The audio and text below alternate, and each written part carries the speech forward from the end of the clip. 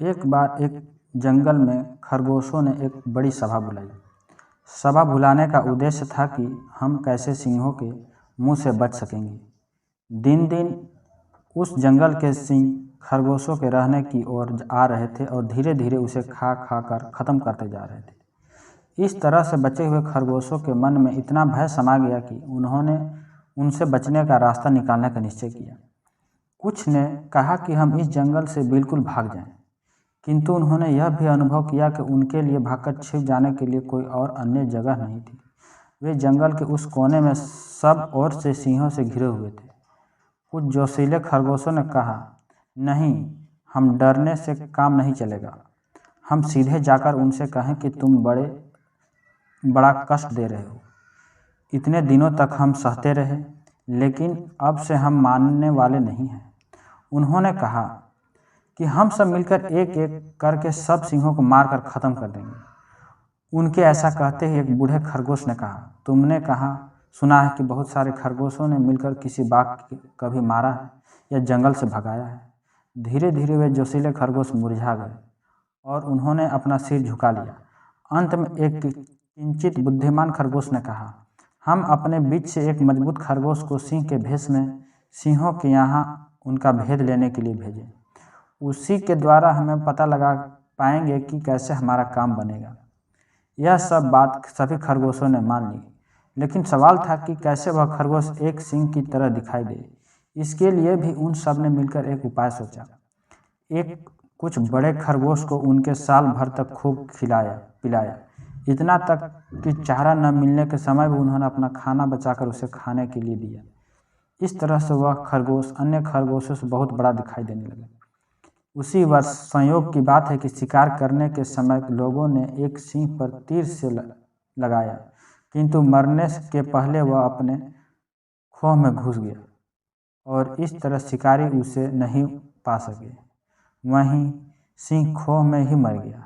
जैसे जैसे खरगोश ने उस सिंह को पाया, सब मिलकर उसे ढोकर लाए और उन्होंने उसकी खाल उखाड़ी, उसके दांत और नाखून उखाड़े और उन्हें सिंहों के यहाँ भेजे जाने वाले खरगोश को पहना दिया। सिंहों को पहनावा पहनकर उसने जब दाढ़ी के पानी में देखा तो उसे लगा कि वह सचमुच एक सिंह की तरह दिखाई दे रहा है। कुछ दिनों के बाद जब उसे यहाँ पहनावा पहनने की आदत हो गई तो वह सिंहों के जंगल में चला गया। शुरू में एक नए सिंह को अपने जंगल में पाकर सिंह को कुछ संदेह हुआ, किंतु उसने उन्हें अपना नाम गांव इस तरीके से बताया कि उन्होंने इसकी बात मान ली। उसने उन्हें बताया कि हम तुम्हारे ही दल से सिंह हैं, खाने की खोज में एक दूसरे जंगल में भटक गए थे। शिकारियों के डर से हम अपने पुराने जंगल में वापस नहीं आ सके। अब तो हमने वहीं अपना ग्राम बसा लिया। उसने उन्हें बताया कि मैं अपने बिछड़े भाइयों के साथ मिलने के तौर पर ही आप लोगों के पास आया हूँ। खरगोश की यह मीठी बातें सुनकर सिंह भ्रातृ प्रेम से द्रवित हो गए। वह वहाँ जहाँ भी गया वह बड़ा सम्मानित हुआ। सिंहों के बीच रहते हुए और विचलित हुए खरगोश को मालूम हुआ कि सिंहों के मन में खरगोशों के प्रति इतनी घृणा भरी हुई है। उसे मालूम हुआ कि किस तरह सिंह खरगोश को ही हीन दृष्टि से देखते हैं। उन सिंहों के अनुसार तो धीरे धीरे सारे खरगोश खाकर ख़त्म किए जाने थे। खरगोश ने ये सारी बातें मन में रखी और एक दिन चुपचाप सिंहों के जंगल से भाग गया और अपने भाई बंधुओं के पास वापस आया। हमारा भाई बहुत दिनों के बाद वापस आया। यह सुनकर छोटे बड़े सभी खरगोश जमा हुए। नई बात सुनने के लिए उन्होंने अपने कान खड़े किए। सिंहों के मन में खरगोशों के हीन दृष्टि से देखने की भावना भरी है। यह सुनकर खरगोशों को बड़ा क्रोध आया। अब तो अपने लिए एक अलग जंगल प्राप्त करने पर ही हमारा कल्याण संभव है। इन सिंहों के बीच रहते रहते हमारे लिए कोई सुख नहीं रह गया। यह सब ने कहा। यह सब देखकर चुने हुए खरगोश ने एक बड़ी सभा बुलाई और उसमें अपने भाइयों के लिए सिंहों के राज्य से एक अलग राज्य बनाने की बात कही। उसने उन्हें बताया कि मैं हमारी बातों को लेकर सिंहों के पास जाऊंगा और उनके राजा के सामने रखूंगा। इसी बीच सिंहों को पता चला कि हाल ही में उनके पास जो सिंह आया था वह और कोई नहीं खरगोश था, भावी विरोध दल का नेता। खरगोश चूंकि उनका सारा भेद जानता था, इसलिए उन्होंने क्रोध से काम नहीं लिया। क्योंकि उन्हें जंगल के दूसरे जानवरों के बीच बदनाम होने का भय था। इसलिए उन्होंने बुद्धिमानी से काम लेने का निश्चय किया। एक दिन उन्होंने उस खरगोश को आमंत्रित किया। नियत समय पर जब खरगोश उनके पास आया तो सिंहों का राजा स्वयं उसका स्वागत करने को बाहर आया। सिंहों की सभा में उसने उसे अपने पास ही बैठाया। खरगोश को सिंहों के राजा की ही तरह खान पान की सारी चीज़ें मिली। इस बार उसे पहले से भी अधिक मान सम्मान मिला। खरगोश को सिंहों के राजा के साथ साथ रहते रहते उसी तरह की सुख में रहने की आदत पड़ गई। धीरे धीरे वह मन में चाहने लगा कि काश मैं हमेशा ऐसे ही सुख में रहता।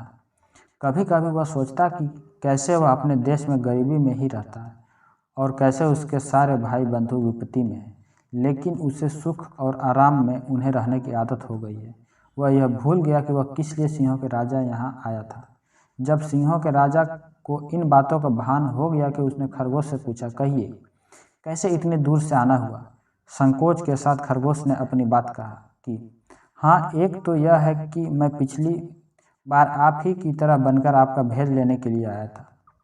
एक प्रकार से तो मैंने यह ठीक नहीं किया, मैं इसके लिए क्षमा प्रार्थी हूँ, परंतु एक प्रकार से मुझे इसमें कुछ भी दोष नहीं लगना चाहिए, क्योंकि हम खरगोश सचमुच ही अपने राज्य में बड़ी विपत्ति में हैं।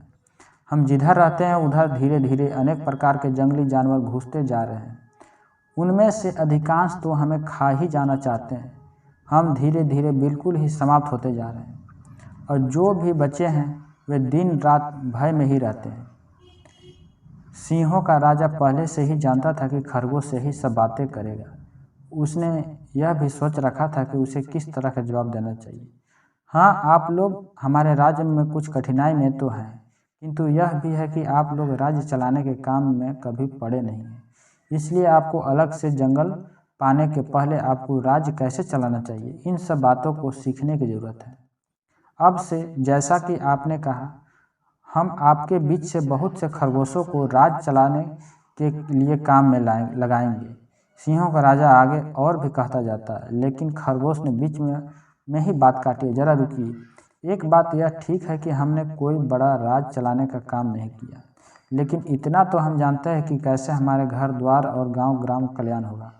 राज्य मिलने पर तो उसे भी हम उसी तरह चलाएंगे, इसलिए तुम राज्य नहीं चला सकोगे। यह कहकर आप ठीक नहीं कर रहे हैं। सिंहों का राजा को यह मालूम हुआ कि खरगोश यूँ सीधे रास्ते पर नहीं आएगा। उसने उसे कुछ धमकी देने की तरह कहा, मैं तो यही सोच रहा हूँ कि आप जैसों को काम कैसे आसान हो। आपका यह सोचना ठीक है कि आपके जात भाई कैसे सुखी हों, लेकिन आप अकेले कब तक दौड़ते फिरिएगा। आपकी उम्र भी बीत चली है और आपके बाल बच्चे भी बहुत हैं। उनके भावी जीवन के बारे में भी आपकी सोचना चाहिए। अगर आप अपने कथानुसार चलें तो आपको अलग से राज्य लेने की भी आवश्यकता नहीं होगी और आप स्वयं भी सुख से रह सकेंगे। मैंने आज भी अपने लोगों को हुक्म दूंगा कि आपकी संतान युगों तक किसी प्रकार की तकलीफ न हो। आप भी जब तक जीवित हैं मेरी ही तरह सुख और सम्मान से रहें। खरगोश को नेता को पहले ही सिंहों की तरह रहने की आदत कुछ अलग हो चुकी थी। जिंदगी भर बिना काम किए राजाओं की तरह सुख पाने का रास्ता देखकर वह अपने भाई बंधुओं को भूल गया और उसने सिंह को अपनी सहमति दे दी। कुछ तो उसने डर के मारे भी हाँ कहा, क्योंकि सिंहों के राजा साथ बात करते हुए उसने एक बार पीछे देखा तो पाया कि गेट पर दो डरावने सिंह दरवाज़ा रोके हुए हैं।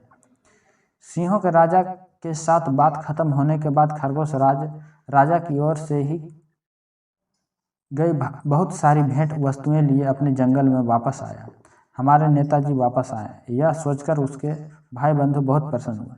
तुरंत उसे घेर लिया। सभी खुश हैं कि वे हमारे लिए एक नया देश खोज लाए हैं। जब उसने सारे भाई बंधु आ गए तो खरगोश का नेता एक टीले पर खड़ा हो गया और उसको सबको जुहार करके कहने लगा, भाइयों, आज मैं आप लोगों के सामने एक नई बात कहने जा रहा हूँ। बात तो यही है कि आज तक हम सिंहों से अलग रहकर ही अपने एक अलग राज्य की मांग करते रहे हैं। इससे लगता है कि हम उनके विरुद्ध लड़ाई लड़ रहे हैं, चूँकि वे हमसे बहुत अधिक शक्तिशाली हैं। इसलिए इस रास्ते को अपनाकर हम अपना राज्य नहीं पा सकेंगे। इसलिए मेरा विचार है कि अब हमें उनसे मिलकर ही अलग राज्य लेने की कोशिश करनी चाहिए। यही सब विचार करके मैंने इस बार सिंहों के राजा को कह दिया है कि हम आप ही के साथ हैं। खरगोश का नेता ऐसा ही कहता गया। खरगोश जानता उनकी अधिकांश बातें समझ नहीं पाई, क्योंकि सिंहों के साथ रहते रहते उसकी भाषा बिल्कुल बदल गई थी। उसके मुंह से खरगोश की भाषा भी कुछ अजीब सी लगती थी। खरगोश जनता यह देखकर बड़े आश्चर्य में पड़ी कि उनके साथ मन प्राण से बंधा हुआ उनका अपना आदमी कैसे इतना बदल गया। वह कह रहा था कि खरगोशों की तरह रहना छोड़कर सिंहों की तरह रहने की आदत डालें। अपने नेता की ये बातें सुनकर सारे खरगोश अपने अपने घरों को निराश वापस चले गए। कहानी कैसा लगा हो? कहानी अच्छा लगा हो तो लाइक शेयर कमेंट करें। धन्यवाद।